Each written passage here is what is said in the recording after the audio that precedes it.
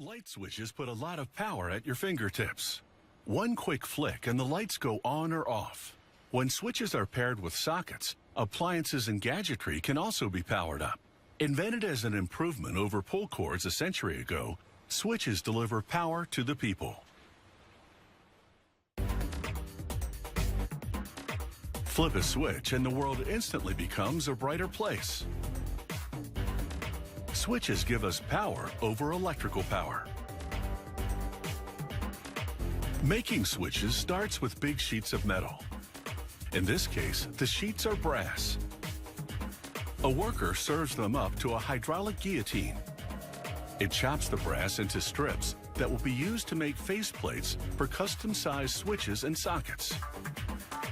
For switches that are a standard size, they simply order the strips pre-cut. Computerized punches cut holes and rough out both the faceplates and the steel grids that hold the electrical structure together.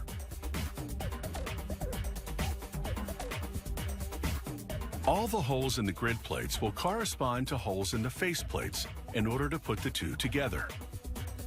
These plates are for switches that will be installed in hotel rooms, and they will include sockets for 3-pin British plugs. Next, more steel unwinds into a punch press, which transforms it into a framework to support the electrical components. The automated tooling wraps the punched metal around a form to give it the desired shape. This framework will also serve as an electrical grounding plate, discharging electrical energy from the socket to prevent shocks. A worker now attaches a molded plastic part to a grounding plate. He inserts a screw in a brass connector and installs it in a slot in the molded plastic. He installs a series of brass terminals. At the next station, a worker assembles fuse holders, contacts, and springs to the plastic structure.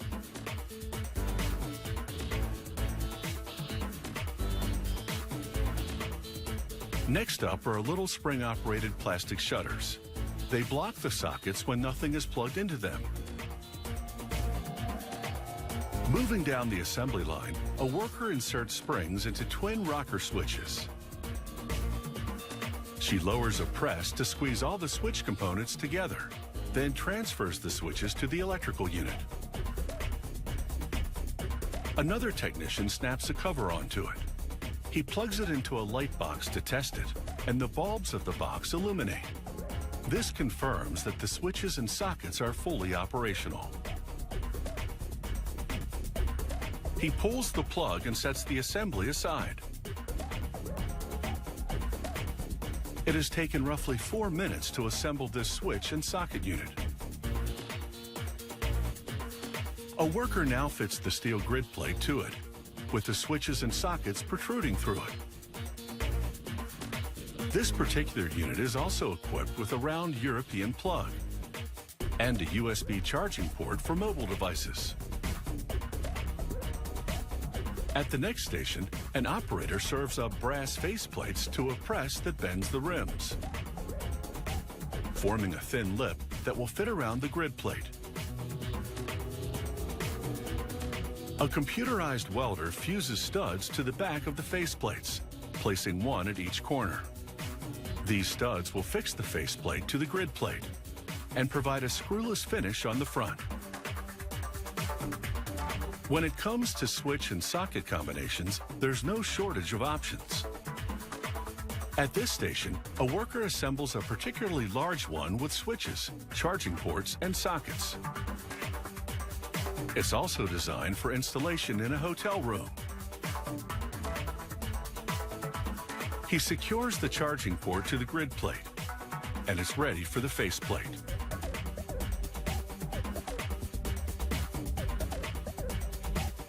He attaches it using the welded studs, and with the folded edging, it encases the grid plate neatly. This switch and socket assembly is now complete. When switched on, the circuit will be closed and the electrical current will flow. When switched off, the circuit will open and things will go dark. It should work every time.